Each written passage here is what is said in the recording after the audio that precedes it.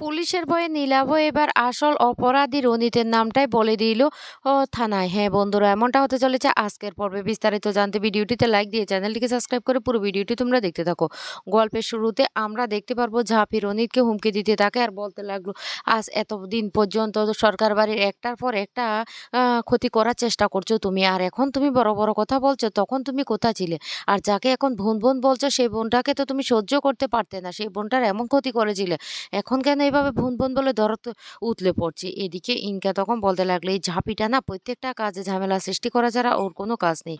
এদিকে নীলু বারবার বলতে লাগলো, বিশ্বাস কর ঝাঁপি, আমি এই কাজ করিনি। ঝাঁপি তখন বলতে লাগলো, আমি জানি নীলুদা তুমি এই কাজ কিছুতেই করতে পারো না, কিন্তু তারপরও আমি তোমাকে একটা কথা বলছি, আমি তোমাকে নির্দোষ প্রমাণিত করব। এদিকে চূর্ণির মা চূর্ণিকে বলতে লাগলো, চূর্ণি সত্যিই কি তুই দেখেছিস এই কাজটা নীলু করেছে? চূর্ণি তখন বলতে লাগলো, হ্যাঁ হ্যাঁ মা, আর কতবার তোমাকে আমি কথাটা বলবো, আমি তো বলছি আমি নিজ চোখে দেখেছি। এদিকে দামোদর বাবু তখন বলতে লাগলো, না, কোথাও অনেক বড়সড় ভুল বোঝাবুঝি হচ্ছে, বিশ্বাস কর। কিন্তু চূর্ণির বাবা তখন বলতে লাগলো, এই তো দাদা, নিজের জামাইয়ের নাম যেহেতু জড়িয়ে গেছে, তুমি এখন জামাইকে বাঁচানোর চেষ্টা করছো, তুমি আমার মেয়েটার কথা ভাবছো না, কারণ চুন্নি তো তোমার মেয়ে না। দামোদর বাবু তখন বলতে লাগলো, এই এই তুই এ কথাটা কি করে বলতে পারলি? চুন্নিকে আমি কোনোদিন মেয়ের থেকে কম ভাবিনি। কাসাইকে যেমন ভেবেছি চুন্নিকেও তেমন ভেবেছি, আর আজকে তুই এ কথাটা বলতে পারলি? তখনই চুন্নির বাবা বলতে লাগলো, কেন পারবো না? কেন পারবো না? কই এতক্ষণে তুমি তো নীলুর গালে একটা থাপ্পড়ও মারলে না চুন্নির সাথে এমন বেয়াদবিটা করার জন্য। তোমার মেয়ে না, সেই জন্য তুমি এমনটা করতে পারো, কিন্তু আমার তো মেয়ে, আমার গায়ে লেগেছে, আমি আমার মেয়ের সাথে যে অন্যায়টা করেছে তাকে তো কিছুতেই ছাড়বো না, তাকে আমি উচিত শিক্ষা দিয়েই ছাড়বো। ও তখন ও রনিত বলতে লাগলো, জাপি তুই না বলেছিলি বড় বড় কথা আইন নিজের হাতে তুলে না দিতে, এবার ওর বিচার হবে থানায়। আমি ওকে থানায় নিয়ে যাচ্ছি। বাবা তুমি চলো তো। নীলু তখন বলতে লাগলো, বিশ্বাস কর তোদের কোথাও ভুল বোঝাবুঝি হচ্ছে, আমি এই কাজটা করিনি প্লিজ আমাকে, আমার কথাটা অন্ততপক্ষে শোনার চেষ্টা করো। ঝাঁপি তখন বলতে লাগলো, এই রনিতদা, তোমাকে কিন্তু আমি আবারও সাবধান করছি, নীলুদা এই কাজটা করতেই পারে না। তখনই চুন্নির বাবা বলতে লাগলো, ঝাঁপি তুই না আমার মেয়ের বন্ধু, আর চুন্নি তোকে বলি তোর বন্ধু কি কাণ্ডটা করছে দেখ। বন্ধু এখন ননদের জামাইকে বাঁচানোর জন্য উঠে পড়ে লেগেছে, তোর কথা একবারও ভাবছে না। তোর সাথে যে এত বড় কাজটা করছে তাকে বাঁচানোর জন্য কেমনটা করছে দেখ। রনি তখন টানতে টানতে নীলুকে থানায় নিয়ে যেতে লাগলো। এদিকে কাসাই তার দাদার পা ধরে কান্নাকাটি শুরু করে আর বলতে লাগলো, ও দাদা দাদা, নীলুকে বাঁচা, নীলু এই কাজ করতে পারে না, আমি জানি নীলু কেমন ছেলে, ও দাদা তুই নীলুকে বাঁচা, তুই ছাড়া কেউ নীলুকে বাঁচাতে পারবে না।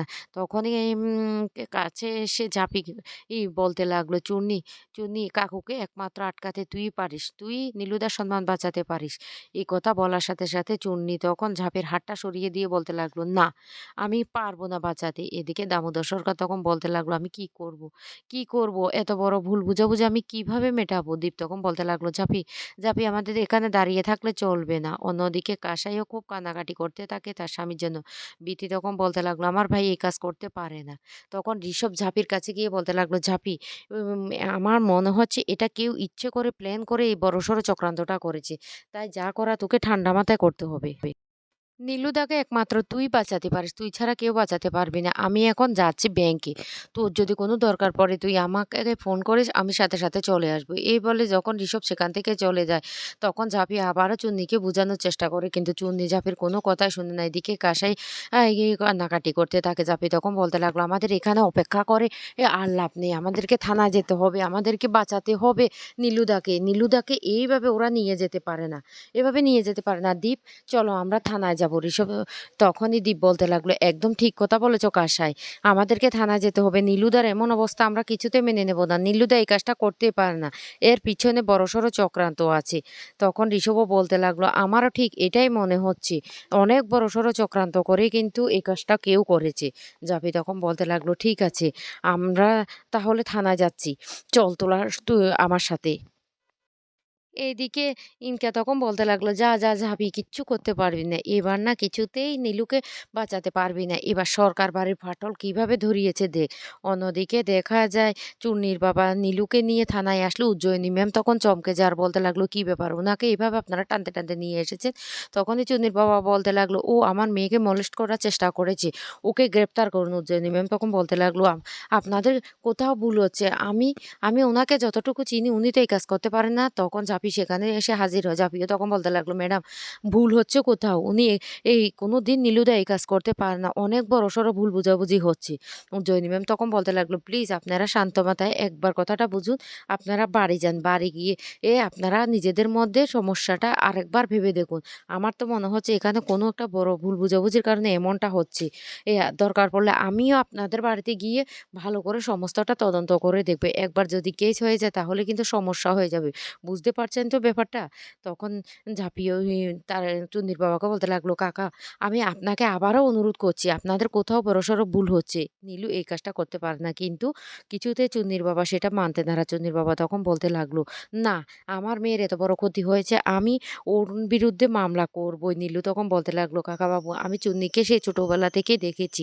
ছোটবেলা থেকে ওকে আমি বোনের চোখে দেখি। প্লিজ আপনি দয়া করে এমনটা করবেন না।" আর তখনই পুলিশে যে অফিসার তাকে নিয়ে চলে আসে রনিত। আর অফিসার এসে বলতে লাগলো, "জনি সিংহা আপনি এটা কি করছেন? একজন অসহায় পিতা এখানে এসেছে থানায় তার মেয়ের জন্য সুষ্ঠু বিচার চাইতে, আর আপনি ওদেরকে বলছেন বাড়ির সমস্যা বাড়িতে মিটিয়ে নেওয়ার জন্য। আমি তো আপনার থেকে এটা আশা করিনি। হ্যাঁ, আপনার সাথে ওদের পরিবারের একটা সম্পর্ক আছে। আর সেই সম্পর্কের জন্য আপনি এভাবে একজন পিতাকে ফিরিয়ে দিবেন সেটা তো হতে পারে না।" উজ্জয়িনী সিংহা তখন বলতে লাগলো, "স্যার আপনি বুঝতে পারছেন না ব্যাপারটা।" কিন্তু অফিসার তখন বলতে লাগলো, "আমার যা বোঝার বুঝা হয়ে গেছে।" তখনই ঝাঁপির মাথায় চলে আসে। ঝাঁপি তখন বলতে লাগলো, "বাড়ি থেকে তো একসাথে দুজনে বেরিয়েছিল। রনিতদা আর এম কাকাবাবু। কিন্তু রনিত ওই অফিসারকে আনার জন্য সেখানে চলে গিয়েছে। না, না, আমার না পুরোটাই এবার সন্দেহ হচ্ছে রনিতদার উপরে। এই কাণ্ডটা রনিতদাই ঘটিয়েছে। এবার সত্যিটা সামনে আনতেই হবে। যেকোনো প্রকারে নীলুদাকে বাঁচাতে হবে।" এদিকে নীলুর ভাইও চলে আসে থানায়। আর এসে বলতে লাগলো, "কিরে আমার কথা এবার লাগলো? অনেক তো শ্বশুরবাড়ি করেছিস। এবার শ্বশুরবাড়িতে রামদোলাই খেলি তো শেষ পর্যন্ত তোকে পুলিশের হাতে তুলে দিল। তুই এ কাজটা করতে পারিস না সেটা আমি বেশ ভালো করে জানি। কিন্তু দেখ তোকে কিভাবে ওরা ফাঁসিয়ে দিয়েছে।" তখন ঝাঁপি আর দীপও বলতে লাগলো, "আমরাও জানি নীলুদা কোনোদিন এমন কাজ করতে পারে না। কিন্তু কাকাবাবু তো কিছুতেই সেটা বিশ্বাস করতে চাইছে না।" অন্যদিকে ঝাঁপি তখন বলতে লাগলো, "এই কাজটার পিছনে যার হাত আছে তাকে আমাদেরকে ধরতে হবে। কিন্তু সে কিভাবে কাজটা ঘটিয়েছে তা আমাদেরকে খুঁজে বের করতে হবে।" তারপরে ঝাঁপির সেই এ তদন্ত শুরু হয়ে যায়। তদন্ত সূত্রে ঝাঁপি নীলাবও এ বাড়িতে এসেছিল সেই খবরটা পেয়ে যায়। আর তখন ঝাঁপি থানায় নীলাবকে ধরে নিয়ে আসে। আর বলতে লাগলো, "ও ম্যাডাম এ হলো আসল অপরাধী। এই কে মোলেস্ট করার চেষ্টা করেছে।" তখনই নীলাবকে পুলিশ ভয় দেখায় আর বলতে লাগলো, "বাঁচতে চাইলে সত্যিটা বল, না হলে কিন্তু আজকে এখানেই মেরে ফেলবো।" নীলাভ তখন প্রচণ্ড ভয় পেয়ে যায়। পুলিশের ভয়ে নীলাভ মুখ খুলতে বাধ্য হয়। নীলাভ তখন বলে দেয় যে তাকে এই কাজটা করার জন্য রনিতে বলেছে। তখনই রনিত বলতে লাগলো, "একদম মিথ্যে কথা বলবে না। আমি কখন তোমাকে বলেছিলাম?" তখন বলতে লাগলো, "তুমি তো আমাকে বলেছিলে সরকার বাড়ির সমস্ত সম্পর্কগুলি যেন ভেঙে চুরমার করে দিই। সেইজন্য আমি এই কাজটা করেছি। তুমি তো বলেছিলে বদলা নেওয়ার জন্য।" দীপ তখন বলতে লাগলো, "রনিত তুই এ কাজটা করতে পারলি?" উজ্জয়িনী সিংহে তখন বলতে লাগলো, "আমি তো জানি কার সম্পর্ক কেমন, কেমন সম্পর্ক হতে পারে।"